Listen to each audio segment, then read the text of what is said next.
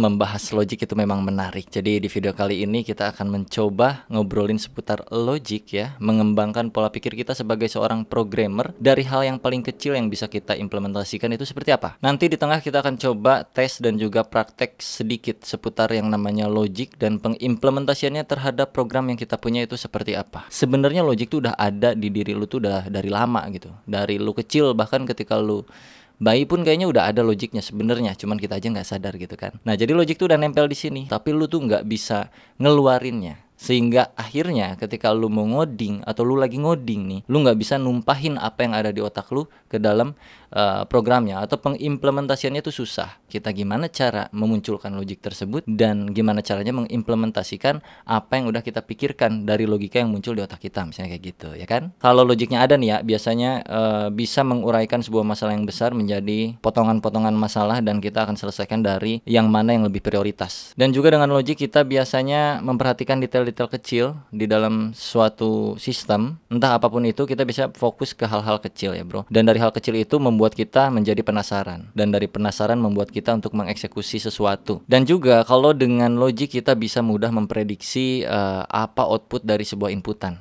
Misalnya nih kita ngoding A B C D F G, nanti outputnya kira-kira akan kayak gimana tuh udah agak kebayang gitu ya. Oke lah, kalau kita ngobrolin seputar yang begituan kan cukup rumit sebenarnya. Jadi gua akan coba analogikan dengan studi kasus di dunia nyata aja. Ini nggak praktek ngoding ya, tapi praktek belajar men-troubleshooting sesuatu atau memecahkan sebuah masalah. Oke, di sini kan kita punya sebuah website nih ceritanya. Nah, di sini ada sebuah sidebar belah kiri ya bro ya. Ada sidebar, ada Gobles, ini program segala macam semuanya ada sini.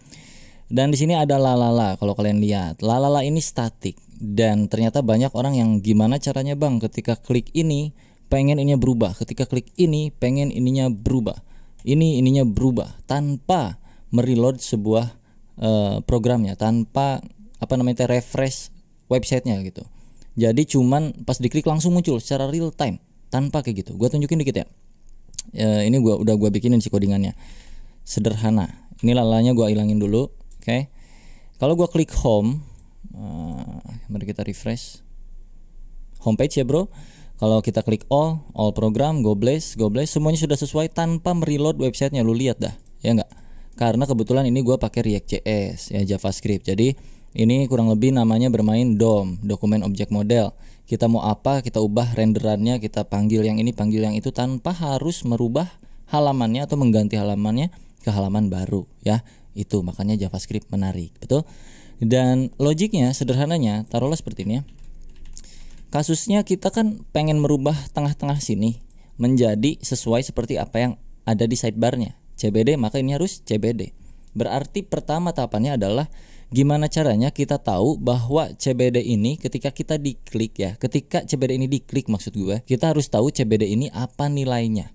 Ya, maka sebelum itu kita harus tentukan dulu semua yang ada di sini tuh harus punya key atau punya punya nilai unik dulu nih. Anggaplah ini home tuh nilainya 1, yang di dalam program ini selanjutnya berarti all 2, Gobles 3, CBD 4 segala macam sampai ke bawah sini. Kalau kita udah ngasih ciri terhadap sidebarnya, maka kita bisa melakukan sesuatu. Nah, sesuatunya itu apa?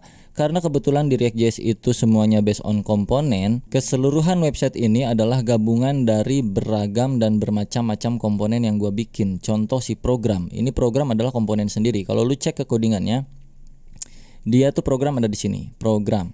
Nah, ini all ya sesuai aja ya. Ini all, ini CBD, ini Universe, ini Gobles, ini review. Ini sama sesuai kayak gini. Jadi per masing-masing ini adalah sebuah komponen. Lalu untuk melakukan perubahan data di tengah sini di main sectionnya, ketika kita klik ini, kita mesti punya komponen tengahnya dulu. Anggaplah lalala. Ya, lalala ini kan masih di sini hard coded gitu, bro. Jadi kalau gua pengen ini diubah ya, lalalanya pas gua klik all maka muncul all program. Artinya kita pakai sederhana dulu logiknya nih. Kita kasih ciri dulu. Di sini gue pakai switch case aja yang paling sederhana seperti ini ya. Gue bikin satu function namanya renderer dan dia menerima sebuah parameter angka 1, 2, 3, 4, 5, yang mana angka ini adalah seperti yang tadi gue bilang bahwa dia adalah sebuah ciri dari sidebarnya. 1 untuk home, 2 untuk all program, 3 untuk Gobles gitu. Jadi kalau lu lihat ke bagian navigation di sini, navigation itu kan ada ada link ya. Ketika lu klik sini tuh terjadi apa? On click gitu. Gua kasih triggernya tuh by on click.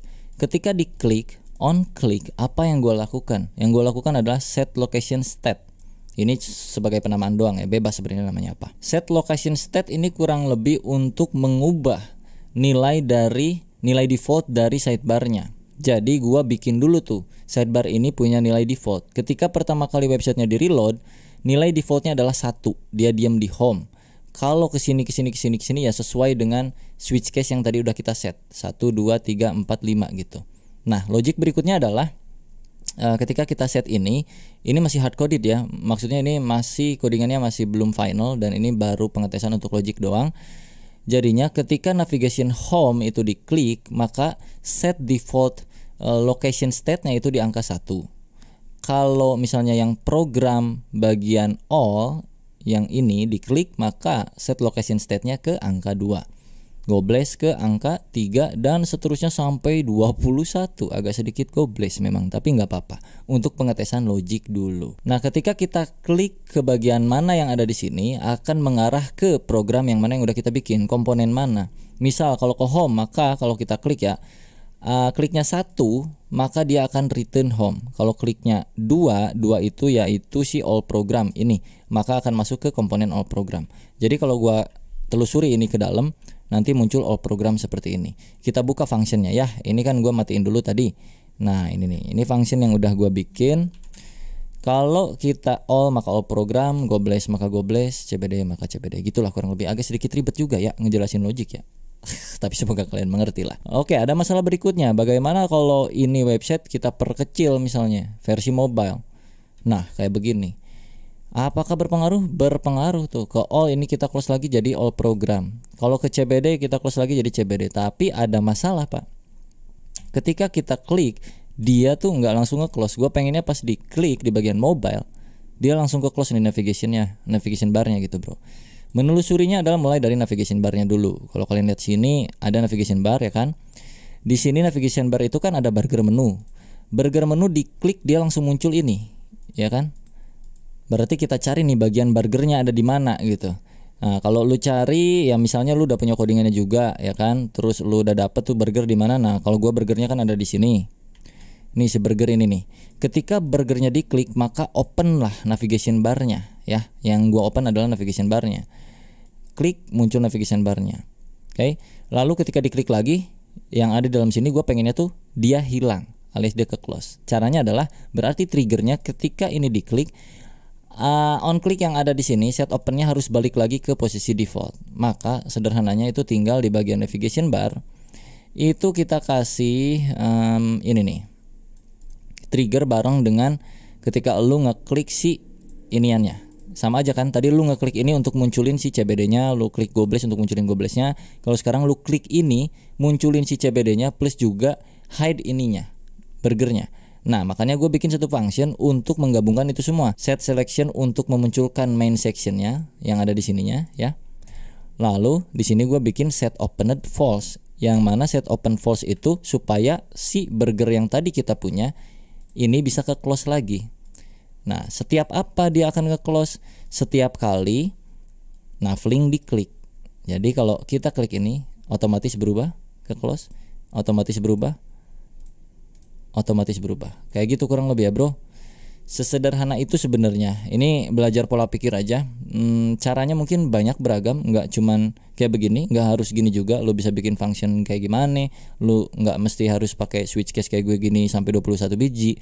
Lu bisa mapping datanya terus lu panggil by key, by indexnya segala macam kayak gitu-gitu. Tapi gue nggak akan menjelaskan itu karena itu terlalu teknis. Jadi gue cuman mensimulasikan gambaran kurang lebih pola pikir ketika kita membuat atau mengembangkan sebuah sistem itu kayak gimana. Ada banyak cara, ada banyak jalan. Makanya kenapa logic itu penting, supaya lu bisa keluar dari sebuah masalah dengan beragam cara gitu, bro. Nah, kalau masalah sintaks yang nggak hafal kan itu ada di Google, lu bisa pelajari gitu. Jadi kalau ditanya lu lebih mending mana logic atau jago coding, gue lebih memilih untuk logic gitu. Gue lebih pengen logiknya lebih dahsyat daripada codingannya, karena coding itu lu ya bisa cari sendiri di Google dari dokumentasi yang ada lu bisa. Tapi kalau udah logiknya nggak ada, lu mau baca dokumentasi segimanapun lu ngerti codingannya, logiknya nggak ada, nggak akan nemu nih masalah kayak gitu aja lu pasti udah bingung. Ya itulah betapa pentingnya logic lah buat kalian semua yang lagi belajar ngoding, logic juga diperhatikan. Terus belajar logic itu dari mana, Bang? Oke, gua punya 4 ing untuk lu belajar logic. 4 ing. Yang pertama, problem solving, yang kedua, ngoding, yang ketiga, troubleshooting, yang keempat, ya itu dia ya.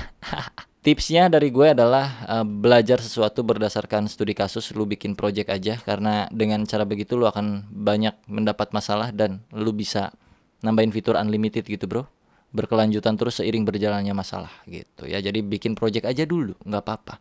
Ngodingnya jago, masalah jago codingnya itu nantilah nomor sekian. Yang penting mah ngoding dulu lancar jalan, ada logiknya, implementasi bisa gitu, bisa implementasi dari apa yang ada di otak masuk ke dalam sistem ngodingnya gitu. Nggak mesti harus wow kayak gitu, nggak mesti dulu, nanti aja, tahan dulu idealisnya, nanti di ending pun akan otomatis seperti itu dari sananya.